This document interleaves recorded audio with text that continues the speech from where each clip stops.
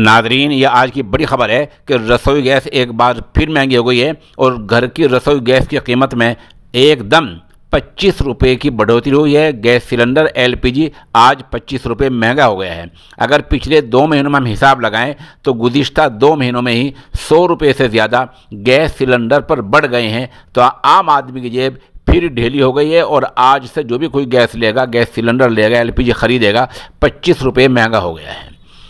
सरकार का जवाब ये हुआ करता है कि ये हमारे इख्तियार में, हमारे हाथ में नहीं है, बल्कि कंपनियों के इख्तियार में है और कंपनी ऐसा करती हैं।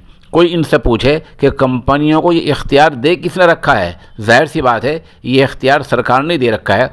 सरकार अगर पार्लियामेंट में कोई बिल लाकर या वैसी अध्यादेश लाकर, वैसी एक कोई हिदायतनामा जारी कर अगर कंपनियों से इख्तियार वापस ले ले तो उसको रोक कौन सकता है? तो बहरहाल इस कीमत के बढ़ाने में सरकार का पूरी तरह दखल है, पूरी तरह हाथ होता है।